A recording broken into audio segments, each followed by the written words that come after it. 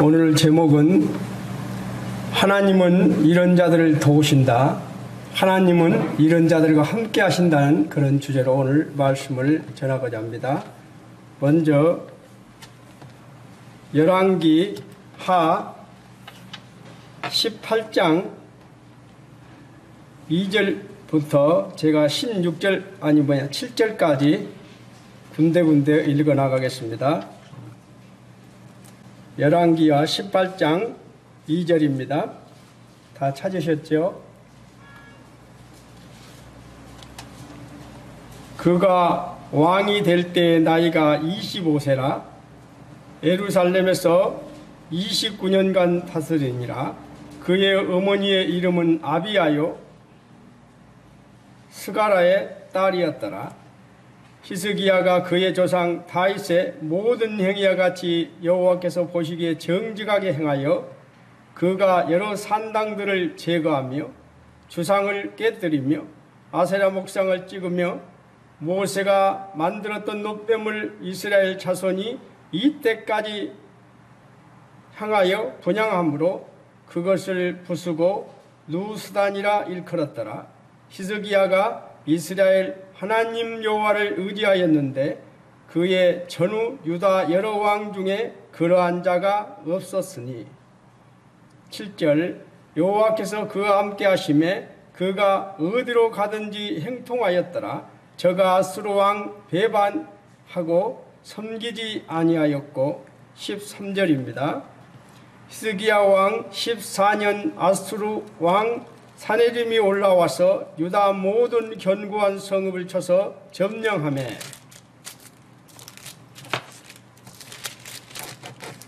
(19장 1절입니다) 히스기야 왕이 듣고 그 옷을 찢고 굵은 배를 두르고 여호와 전에 들어가서. 14절 히스기야가 사자의 손에서 편지를 받아보고 여호와의 성전에 올라가서 히스기야가 그 편지를 여호와 앞에 펴놓고 그 앞에서 히스기야가 기도하여 이르되 그룹들 위에 계신 이스라엘 하나님 여호와여, 주는 천하 만국의 홀로 하나님이시라.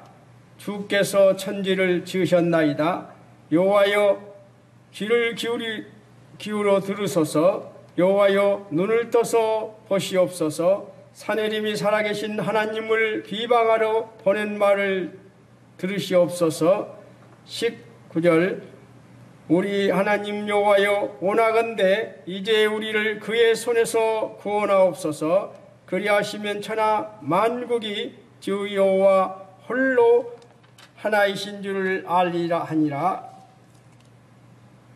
20절 아모스 아들 이사야가 히스기야에게 보내 이르되 이스라엘 하나님 여호와의 말씀이 너가 아수르 왕 사네림 때문에 내게 기도하는 것을 내가 들었노라 하였나이다. 34절 내가 나와 나의 종 다윗을 위하여 이 성을 보호하여 구원하리다 하였나이다 하였더라. 35절 이 밤에 여호와의 사자가 나와서 아수리 진영에서 군사 18만 5천 명을 친지라. 아침에 일찍이 일어나 보니 다 송장이었더라. 성도님들이 너무나 잘 아는 기절이지요. 참 우리가 신앙생활을 하면서 가장 이해할 수 없는 부분들이 있죠. 그것이 무엇일까요? 대표적으로 말한다면 하나님의 섭리라고 말할 수 있죠. 참 이해할 수 없는 것이 하나님의 섭리이죠. 하나님의 섭리는 인간의 지혜로는 도무지 알 수가 없습니다. 그래서 초보적인 신앙 단계에 있는 사람들은 어떤 문제가 생겼을 때 그 문제만을 바라보고 하나님을 원망합니다. 그리고 불평합니다. 그러나 믿음이 자라고 성숙해질수록 원망과 불평은 점차 사라지게 되는 것을 보게 되죠. 오히려 문제를 통해 하나님의 섭리를 깨닫고 감사하게 되는 것입니다. 이렇게 하나님의 섭리를 깨닫는 사람은 범사에 하나님을 인정하면서 언제나 주권을 인정하는 삶을 살게 되지요. 누구처럼요? 히스기야처럼. 히스기야도 어떻게 보면 25살의 왕이 되어서 정말 14년간 열심히 참 이렇게 섬겼는데 결과적으로 어떻게 됐습니까? 아수르 왕 사내님이 침공을 해서 이렇게 겪는 과정들을 반건 다 읽어드렸습니다. 히스기야는 이스라엘 남한국의 13번째 왕이지요. 유다 13대 히스기야는 다윗 이후에 남북 왕조를 통틀어서 가장 탁월한 인물이라고 여기에서 분명히 18절 5절에 그렇게 말하고 있죠. 히스기야가 이스라엘 하나님 여호와를 의지하였는데 그의 전후 유다 여러 왕 중에 그러한 자가 없었다고 그렇게 말합니다. 다윗 다음으로 이야기를 하고 있죠. 히스기야 아버지가 누굽니까? 바로 아하스 왕이죠. 아하스 왕은 어떤 왕이라고 평합니까? 악한 왕이라고 평합니다. 아하스 왕은 바알 신당과 아세라 목상을 만들게 해서 유다 왕국을 음란의 소굴로 만들었던 왕이 바로 아하스 왕이죠. 특히 아하스 왕은 성전의 구걸을 다 치우고 이방신을 섬기도록 해서 성전을 더럽힌 왕이었습니다. 이방신을 섬기도록 우상과 제단을 만들어 하나님의 성전을 더럽혀 놓은 왕이 바로 아하스 왕이었죠. 이 모습을 보신 하나님께서 북이스라엘과 아람을 통해서 참 이 아하스 왕을 징벌의 도구로 사용하시죠. 아람 왕 느신과 북이스라엘 그 왕 베가가 동맹을 맺고 예루살렘을 점령하게 되죠. 그래서 예루살렘을 쳐서 몇 명을 남유다 백성을 12만 명을 학살해 버리죠. 그때 당시에 12만 명이면 엄청난 숫자죠. 12만 명을 학살을 하고 20만 명을 포로를 잡아가 버립니다. 이것은 어떻게 보면 엄청난 저주이죠. 그렇다면 이 아하스 왕이 이런 일을 당했을 때 제일 먼저 어떻게 해야 합니까? 하나님께 간절히 기도하고 자기를 돌아보고 자기가 잘못했던 것을 돌아봐야 되는데 이 아하스 왕은 전혀 그렇지 않았습니다. 기도하지 않았습니다. 회개하지 않았습니다. 오히려 아람하고 북이스라엘이 동맹국이 되어서 자기 유다를 치기 때문에 오히려 그 당시 강대국이었던 아수르를 도움을 청했고 친아수르 정책을 펴기 시작하죠. 그는 하나님을 의지하지 않고 강한 군대가 있는 아수르 왕국에 도움을 청하는 정말 하나님 보시기에 그렇게 좋지 못한 일들을 행한 왕이 아하스 왕이죠. 그리고 그는 친아수르 정책을 폈습니다. 스스로 석국임을 자청했고 성전에 있는 금과 은들을 바쳤고 아수르 왕을 섬기면서 아수르 왕이 섬기는 몰렉신까지 섬겼습니다. 몰렉신이 뭡니까? 자기 자식을 사람을 태워서 제사를 드리는 그러한 것들을 하는 것을 이 아하스 왕은 따라서 했어요. 이렇게 하나님 보시기에 악한 것만 골라서 한 왕이 아하스 왕이죠. 이때 하나님은 남유다의 선지자를 파송하죠. 누구를 파송합니까? 바로 이사야 선지자를 파송합니다. 참 다윗 왕 후손으로 예수 그리스도가 오셔야 하기 때문에 다윗 언약 때문에 남유다를 지키기 위해서 이사야를 보낸 것이죠. 북이스라엘 안가를 대적하려고 엘리사를 보냈듯이 유다가 아하스 왕을 대적하기 위해서 이사야 선지자를 보냈지요. 우리가 잘 아는 아방과 아스왕의 공통점은 한 가지가 있죠. 하나님을 잘 섬긴 것이 아니라 하나님 땅에 바알신을 퍼뜨린 왕이 두 왕이죠. 하나님이 제일 싫어하는 것을 골라서 한 왕이 아방과 아스왕이죠.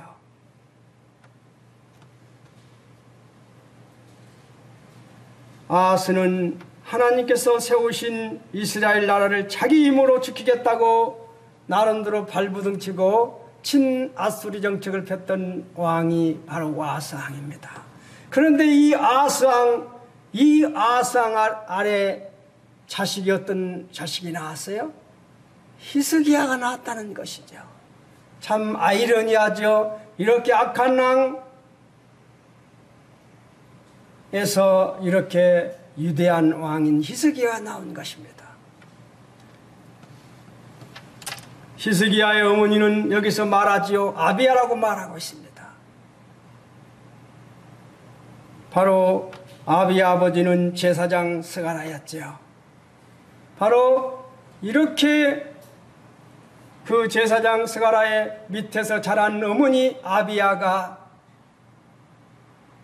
그 남편은 그렇게 악한 왕이었지만 자식을 양육을 잘 시킨 것이죠. 그래서 자녀들의 양육은 어머니의 영향이 무척 큰 것이죠. 그 아스왕 밑에서 자랐지만 히스기야는 그런 것을 배우지 않고 어머니의 교육에 따라서 잘 양육돼서 25살에 왕이 됐지요. 왕이 되어서 그는 아버지가 취했던 친나스르 정책을 펴지 않고 아버지가 했던 것 다 반대로 하기 시작합니다. 오직 아버지 하나님만을 의지하지요. 그리고 그는 아스왕에 의해 폐쇄된 성전을 열고 성전을 정하기 시작합니다. 하나님만을 섬기는 거룩한 전으로 다시 정화시켜 놓았습니다. 그리고 산당들을 제거하고 우상들을 파괴했고 모세가 강야에서 만든 노뱀을 부숴버렸습니다. 그리고 유월절을 성대하게 준수했지요. 수백 년 동안 유월절을 지키지 않았습니다. 수백 년 동안 백성들이 잊어버렸던 그 유월절을 다시 지키기 시작했습니다. 수백 년 동안 지키지 않던 절기를 히스기야가 회복했다는 것이 무척 중요한 사항이죠. 그뿐만 아니라 성전의 봉사 제도를 정비하기 시작했습니다. 히스기야는 종교 개혁 정책과 수를 의지하기보다는 오직 하나님만을 의지하는 자세를 취하면서 나아갔지요. 아수르 군사력을 의지한 아버지 아스왕에 비해서 아수르를 의지하지 않고 오직 하나님만을 의지했던 히스기야가 훨씬 나라를 강력하게 만들었죠. 다윗이 한 말이 있지요. 여호와의 구원하심이 칼과 창에 있지 아니하고 전쟁은 여호와께 속한 것이란 그 말씀이 너무나 합당하시죠.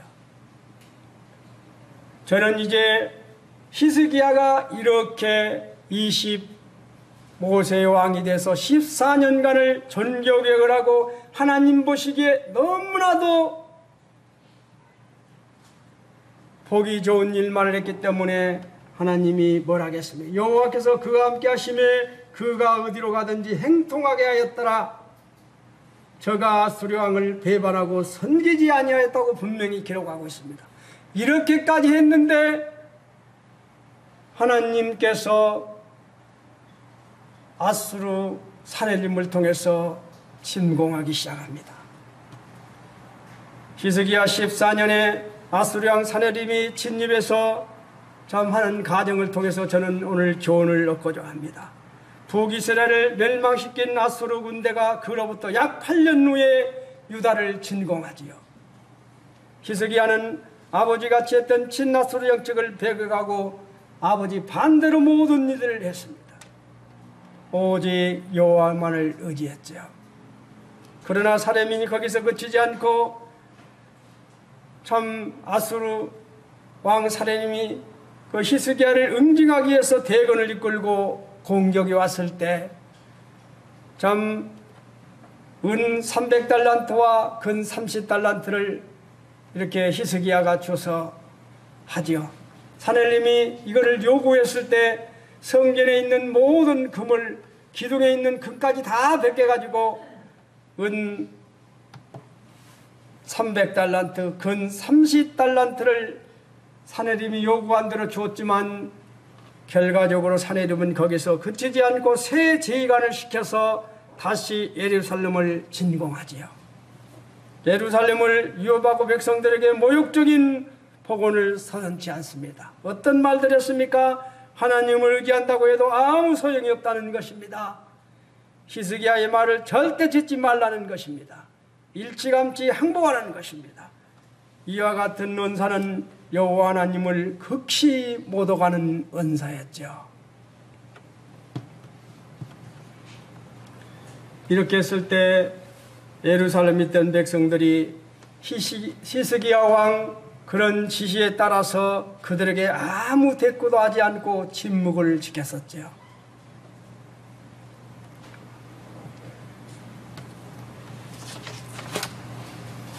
히스기야가 하나님 보시기에 정직히 하여 선정을 베풀고 종교 개혁을 취했음에도 불구하고 아수르 군대의 진공에 위기에 처하게 된 것은 어떤 이유에서일까요?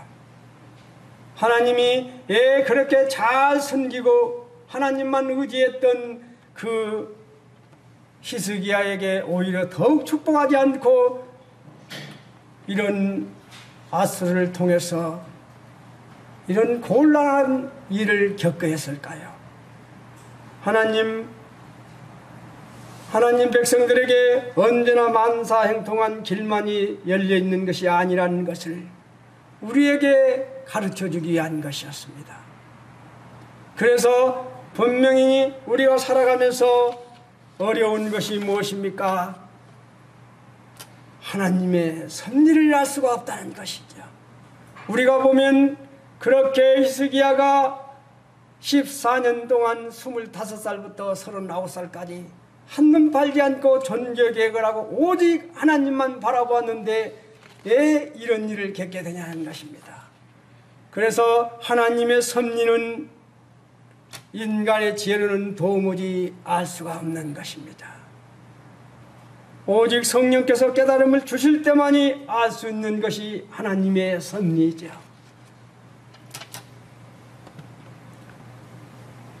히스기야가 친나스르 정책을 펼치지 않고 반나스르 정책을 펼치면서 하나님만 의지한 것이 바로 아수르 왕 사네림의 진공을 하도록 만든 요인이 된 것이었죠. 우리 성도들도 세상 속에서 하나님의 뜻대로 살려고 하면 뜻밖의 고난을 겪게 되는 것들을 보게 됩니다.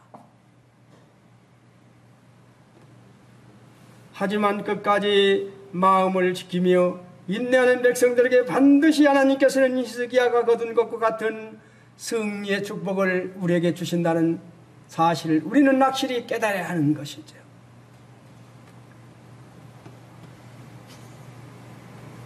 히스기야는 아버지 아상을 본받지 않았습니다. 아버지가 했던 것 다 반대로 했어요. 친나스르 정책을 반나스르 정책으로 성문을 걸어 담근 것을 성문을 열고 수리하고 완전히 다 했습니다. 생각해 보세요. 우리나라도 우리 개혁 좀 하려고 하면 얼마나 기득권 세력에서 종교 무슨 개혁이 어렵습니까? 그러나 나이 25살 어린 나이에 왕이 돼서 지금까지 아버지가 해왔던 수백 년간 그렇게 해왔던 6월절을 준수하랬던 그런 일들을 하나하나 개혁할 때 그 반대 세력으로부터 얼마나 많은 공격을 받았을까요?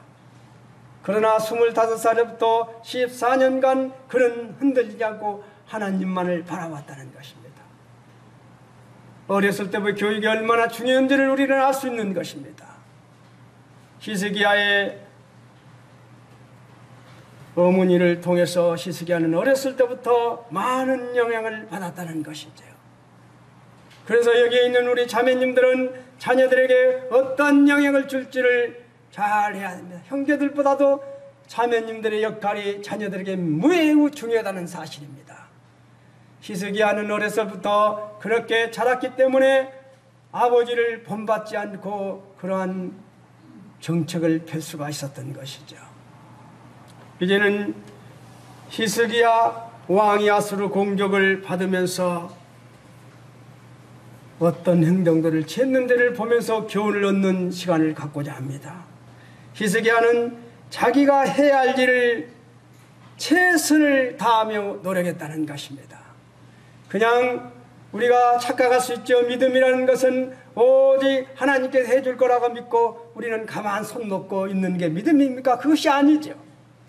학생들은 열심히 공부하고 직장을 잡기 위해서 공부하는 형제는 열심히 공부하면서 기도하는 것이죠. 자기 위치에서 최선을 다하는 것이죠. 바로 히스기야는 자기가 해야 할 일에 최선의 노력을 다했다는 것입니다. 그가 어떠한 최선의 노력을 다했는지를 오늘 한번 보고자 합니다. 예루살렘 남쪽 기온샘에서는 샘물이 솟아오르지요.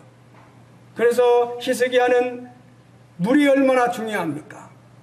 아수르가 만약에 예루살렘을 점령하게 되면 물이 없으면 장기전을 할 수 없습니다. 그래서 히스기야는 예루살렘 남쪽 기온섬의 물을 완전히 지하로 500m까지 파버립니다. 그때 당시에 500m인데 얼마나 깊은 500m를 파서 지하 500m를 파서 기드온 골짜기를 수를 만들어서 예루살렘까지 그 물이 들어오도록 만들었던 사람입니다. 그렇게 철저하게 아수르가 공격에 오면 장기전에 물이 없으면 버티지 못하도록, 그리고 장기전하면 우리는 예루살렘에서는 충분히 물을 먹을 수 있도록 백성들에게 물을 공급할 수 있도록 그러한 지하로 500m를 파서 밑으로 파서 물을 예루살렘까지 끌어온 사람이 바로 히스기야죠. 장기전에 대비했던 사람입니다. 그리고 망대를 손질했습니다. 그리고 성곽이 무너진 것을 다시 증축했습니다. 군사를 재정비하고 무기를 공급하고 인간으로서 해야 할 일들은 최선을 다했던 왕이 히스기야 왕이죠. 장기전까지 하면 예루살렘 성 안에서 물을 먹을 수 있도록, 백성들에게 불편함이 없도록 그는 그러한 조치를 취했습니다. 히스기야는 왕으로서 백성들을 위해서 최선을 다했다는 것입니다.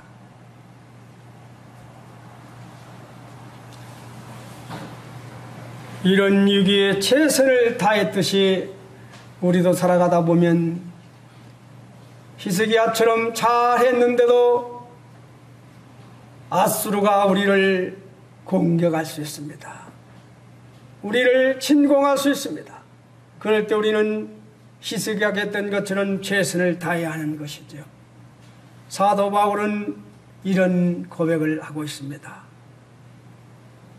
빌립보서 1장 20절에 나의 간절한 기대와 소망을 따라 아무 일에든지 부끄럽지 아니하고 오직 전과 같이 이제도 온전히 담대하여 살든지 죽든지 내 몸에서 그리스도가 존귀되게 하나니 우리 삶을 그분에게 양도하지 않을 때 우리는 자신의 모습을 보고 수치심을 느끼게 됩니다. 그렇죠?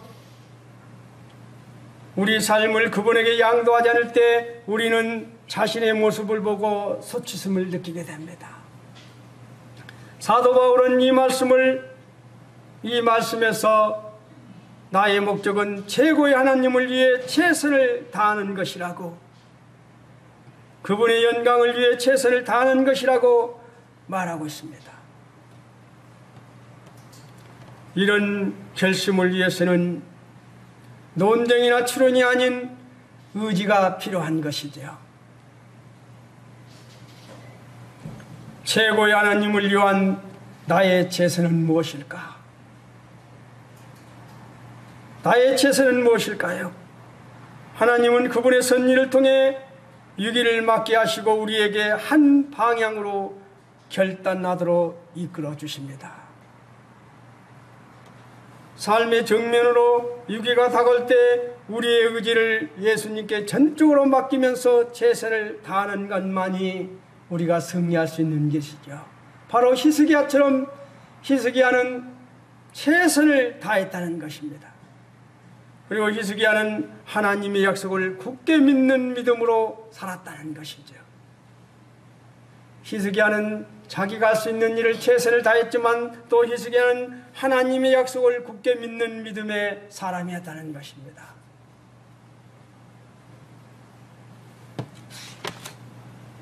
역대하 32장에 보면 이런 말씀이 있죠. 너희는 마음을 강하게 하며 단대히 하고 아수르 왕과 그를 따르는 온 무리를 말미암아 두려워 말며 놀라지 말라. 우리와 함께 하시는 이가 그와 함께 하는 자보다 크니 그와 함께 하는 자는 육신의 팔이요 우리와 함께 하시는 이는 우리의 하나님 여호와시라. 반드시 우리를 도우시고 우리를 대신하여 싸우시리라. 백성이 유다 왕 히스기야의 말로 말미암아 안심하니라. 참 우리에게 이 히스기야는 이러한 위기 속에서 백성들에게 이러한 말씀을 선포하면서 이 말씀을 믿고 행했습니다. 반드시 우리를 도우시고 우리를 대신하여 하나님께서 싸우신다는 하나님의 약속을 믿었다는 것이죠. 신명기 28장 7절에서 분명히 말하고 있습니다. 여호와께서 너를 대적하기 위해 일어난 적군들을 내 앞에서 패하게 하시리라.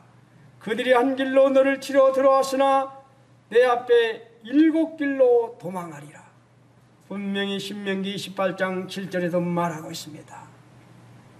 히스기야는 하나님이 기근이나 전쟁에서 우리를 도와주실 것을 믿었습니다. 확실하게 믿었다는 것이죠. 말씀으로. 성도님들, 어려운 상황에서 하나님을 믿는다는 것이 무엇일까요? 어려운 상황에서 하나님을 믿는다는 것이 무엇일까요?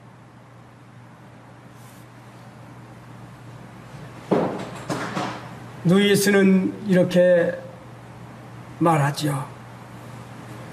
어려운 상황에서 하나님을 믿는다는 것을 이렇게 누이스는 말하고 있습니다.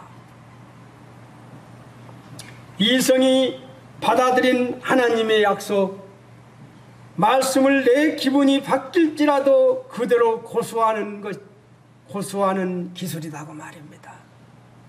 다시 한번 말씀드리겠습니다. 이성이 받아들인 하나님의 약속을, 말씀을 내 기분이 바뀔지라도 그대로 고수하는 게 바로 어려운 상황에서 하나님을 믿는 것입니다. 어려운 상황에서도 내 불안과 간정을 적당히 차버릴 줄 아는, 말씀 안에서 그것을 물리칠 줄 아는 그것이 바로 믿음인 것이죠. 사람이 어려움을 겪었을 때 그 사람의 신앙을 볼 수 있는 것이죠. 이렇게 집이 맑을 때만 있을 때는 그 집이 좋은 집으로 보입니다. 그러나 비바람이 치고 2, 3일간 비가 많이 내리면 새지 않던 곳이 새기 시작하고 막 구멍이 나서 물이 떨어지죠. 우리 신앙도 태풍이 몇 번 불어버리고 몇 번 겪어보면 그 사람을 알 수가 있는 것이죠. 그래서 신앙은 이성이 받아들인 하나님의 약속, 말씀을 내 기분이 바뀔지라도 그대로 고수하는 것이라는 것입니다. 우리는 따라서 흔들리죠. 어려움이 닥치면 많이 마음이 왔다 갔다 하지요. 그래서 우리가 승리할 수 있는 것은 바로 말씀뿐이라는 것이죠. 물고기가 물속에 살듯이 믿음이란 하나님 약속하게 사는 것입니다. 물고기가 물속을 빠져나가면 그런 얼마 가지 않아서 죽습니다. 그렇죠? 우리 성도들이 말씀 안에 살지 않다면 얼마 가지 않아서 넘어집니다.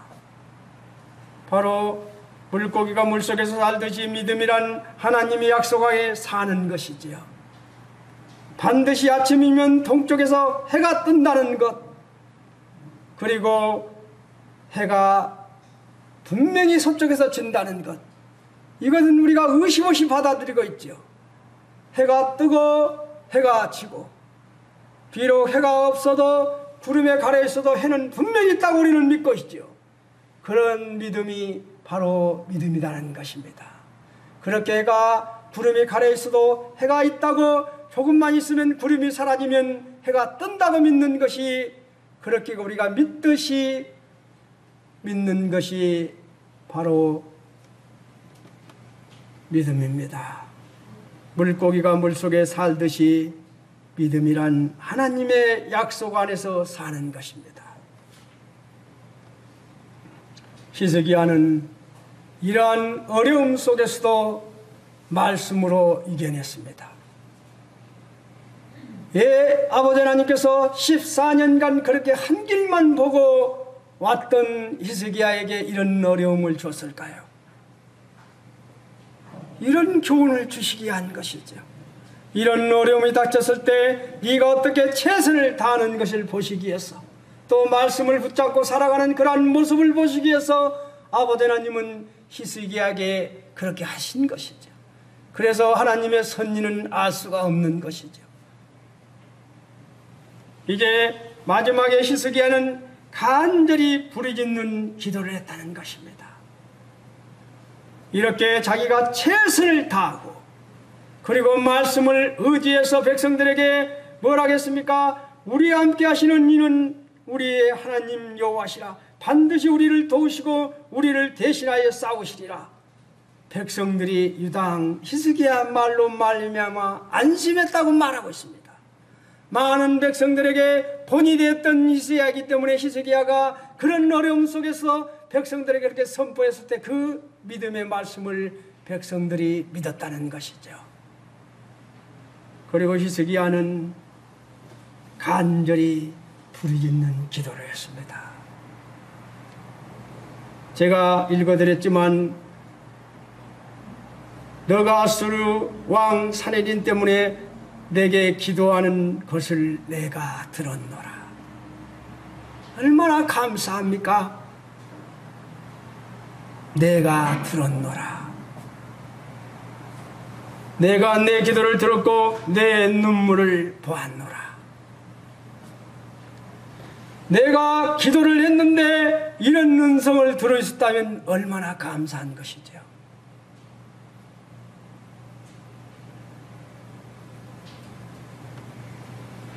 네가 아수르 왕 사레닌 때문에 내게 간절히 기도하는 것을 내가 들었다. 내가 내 기도를 들었고 내 눈물을 보았다. 성도님들은 이런 말을 들어본 적이 있습니까? 기도하는 사람은 역경을 크게 두려워하지 않습니다. 그런 모든 것들을 하나님께 아뢰 수 있기 때문이죠. 하나님께 간절히 기도하면 하나님이 들으시고 역경에서 구해주시고 더 큰 은혜를 주신다는 것을 알기 때문이죠. 하나님은 히스기야의 기도를 들으시고 아수르를 철저하게 물쳐주셨습니다. 그랬죠. 그 기도를 들으시고 하룻밤 사이에 아수르 군인 몇 명을 죽여버렸습니까? 18만 5천 명이 아침에 일어나면 산송장이 되었다는 것입니다. 우리 지금 코로나19로 인해서 몇 명만 죽어도 난리지요. 그때 당시 18만 5천 명이면 엄청난 숫자가 아닙니까? 히스기야가 얼마나 간절히 기도했던지 하나님께서 아수르 군대 18만 5천 명을 손을 봐버렸습니다. 우리가 매주 수요일이 말씀이 끝나면 예레미야서 29장 시작해서 야고보서 1장의 말씀을 읽고 기도에 들어가지요. 그렇게 하는 이유가 무엇입니까? 하나님의 약속을 믿기 때문이지요. 확신하기 위해서 그 말씀을 읽고 기도하는 것이죠. 간절히 구하고 기도하면 하나님이 반드시 들어주신다고 우리에게 약속을 했습니다. 요한복음 14장 14절에도 내 이름으로 무엇인 내게 구하면 내가 시행하리라고 말씀했습니다. 히브리서 11장 1절에 믿음은 바라는 것들의 실상이요 보이지 않는 것들의 증거라고 말씀하고 있죠. 바라봄의 법칙을 통해 기도의 응답을 받는 모습을 믿음으로 바라보면서 기도를 해야 하는 것이지요. 봐도 기도할 때는 목표가 분명한 기도를 해야 한다는 것입니다. 기도할 때 목표시 기도합니까? 분명한 목표가 있어야 되는 것이지요. 기도할 때는 하나님의 약속을 확실히 믿는 기도를 해야 합니다.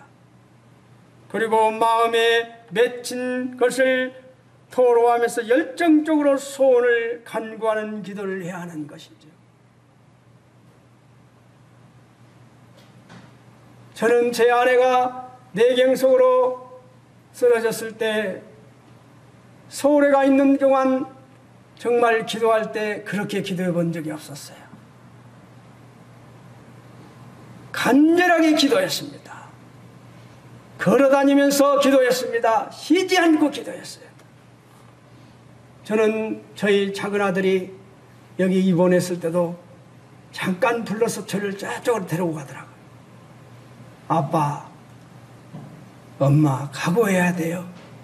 엄마가 이렇게 못 일어날 수도 있어요.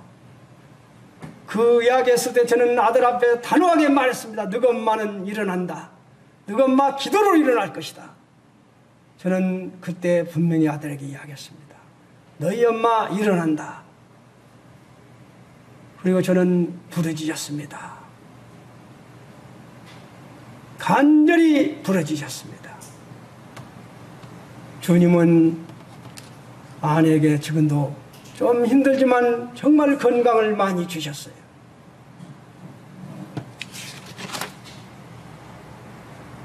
히스기야는 아수르에 침공했을 때, 죽는다고 했을 때 시리와 불병 속에 빠져있지 않고 말씀에 의지해서 간절히 기도했을 때 이런 응답을 받았습니다.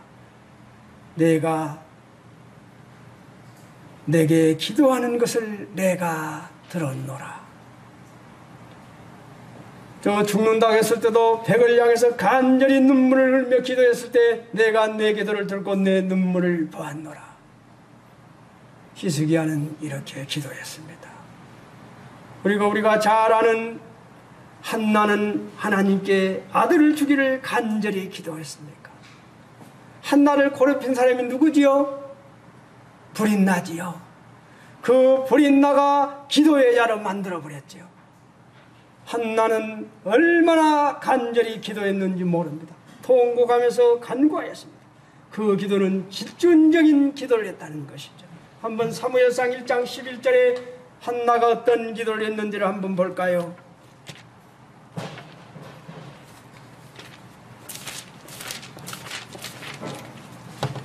사무엘상 1장 11절에 제가 읽어드리겠습니다. 소원하여 이르되 만군의 여호와여, 만일 주의 여종의 고통을 돌보시고 나를 기억하사 주의 여종을 잊지 아니하시고 주의 여종에게 아들을 주시면 내가 그의 평생에 그를 여호와께 드리고 싹돌을 그 머리에 대지 아니하겠나이다. 그는 기도대로 아들을 얻고 아들을 어떤 아들로 만들었습니까? 우리는 한나 같은 기도가 우리에게 있어야 합니다. 그리고 엘리야는 어떻게 했던가요? 갈멜산에서 비가 오지 않을 때 7번을 엎드려 간절히 기도했습니다. 전심전력으로 기도를 했던 것이지요. 대충 기도가 아니었습니다. 어떤 기도였어요? 성경에 보면 말합니다. 엘리야가 갈멜산 꼭대기에 올라가서 땅에 끌어엎드려 그의 얼굴을 무릎 사이에 놓고 전심전력으로 기도했다고 말하고 있습니다. 저 아무리 해보려고 안 되더라고요. 이 머리가 무릎 꿇고 머리가 이 다리 사이에 들어가게 눕고 기도했다는 것입니다. 저 해보려고 해봐서 안 되더라고요. 그는 그렇게 전심전력하고 기도했을 때 어떻게 했습니까? 이만한 구름이 저쪽에서 나타났습니다. 그렇죠? 그리고 점점 구름이 커져서 나중에 아방이 마차를 타고 가지요. 비가 막 내리지요. 그리고 예수들을 잘 아실 것입니다. 예수들은 죽음을 각오하고 왕 앞에 나아가 손을 아뢰었습니다. 어떻게 해요? 죽음은 죽으리다. 당신은 가서 수산에 있는 유다인을 다 모으고 나를 위하여 금식하되 밤낮 3일을 먹지도 말고 마시지도 마소서. 나도 나의 신용과 더불어 이렇게 근식한 후에 기회를 여기고 왕에게 나가리니 죽으면 죽으리다. 죽으면 죽으리다. 예수들은 자기 목숨을 걸고 왕 앞에 나아갔습니다. 그리고 유다 민족, 자기 민족을 구했지요. 바로 예수들은 죽음을 각오한 기도가 왕 앞에 나아가서 손을 아뢰었을 때 자기 민족을 구원했습니다. 바로 죽음은 죽으리라는 그런 각오로 기도했다는 것이죠. 우리는 이러한 기도들이 필요합니다. 바로 히스기야 같이 간절히 기도하는, 한나같이 집중적으로 기도하고 엘리야같이 전심전력으로 기도하며 또 예수다같이 죽음은 죽으리라 필사적인 기도가 우리에게 필요한 것이죠. 이러한 기도가 있다면 아무리 어려움이 겪는다 해도 히스기야가 그렇게 14년간 오직 한 길만 아버지 하나님을 바라보고 살아왔는데 이러한 고난을 주었습니다. 그 고난을 지은 이유는 우리에게 이러한 교훈을 주기 위한 것이지요. 히스기야는 자기에게 이러한 고난이 왔을 때 자기가 할 수 있는 최선의 일을 다했다는 것입니다. 그리고 하나님의 약속을 믿었다는 것입니다. 그리고 그는 끝까지 간절한 기도를 했다는 것이죠. 이러한 교훈이 우리에게 이 시간에 우리가 실천하는 교훈이 되시기를 바랍니다. 응답 받기 위한 기도는 마치 전장에 나가 싸우는 것과 같은 것입니다. 기도를 방해하는 마귀를 이해하고 우리 믿음의 진실성을 시험하시는 하나님의 시험을 우리는 통과해야 하는 것이죠. 응답받는 기도에는 결코 우연이 없다는 것입니다. 응답받는 기도에는 결코 우연이 없습니다. 저는 이 예배당에 올 때 이 6개월만 무상으로 살게 달라고 얼마나 기도했는지 모릅니다. 저는 그 기도했어요. 강경배 사장 빈대가 낯짝있지 더 이상 말 못하니 강경배 사장 입을 벌려서 6개월간만 무상으로 살게 달라고 했습니다. 그랬을 때 강경배 사장님이 우리 임재영님이랑 같이 가 있는데 제가 간증하다가 돈 1원짜리 한 장 돈 이야기도 하지 않았습니다. 그냥 간증을 했어요. 그러다 모르게 내가 울컥했습니다. 그러니까 제 손을 딱 잡으시더만 장로님 6개월간 무상으로 사세요. 제가 그때 그 이야기를 듣고 얼마나 그 자리에서 울었는지 모릅니다. 5명이 있는 데서 엉엉 울어버렸습니다. 에요, 나의 간절한 기도를 들으신 하나님이 너무나 감사해서 저는 말 못합니다. 강경배 사장이 입을 열어달라고 기도했을 때 강경배 사장이 입을 열어서 6개월간 무상으로 살라고 할 때 저는 너무나 감사가 해서 울었습니다. 바로 기도는 우리가 간절히 기도했을 때 응답받는 기도는 결코 우연이 없다는 것이지요. 우리가 간절히 기도했을 때 기도의 응답을 받는다는 것입니다. 오직 이기기 위한 필사적인 도전의 기도, 바로 히스기야 같은, 한나 같은, 엘리야 같은, 에스더 같은 그런 기도가 우리에게 필요한 것입니다. 그래서 오늘 말씀을, 하나님은 이런 자들을 도우신다, 하나님은 이런 자와 함께 하신다는 주제로 오늘 말씀을 드렸습니다. 감사합니다.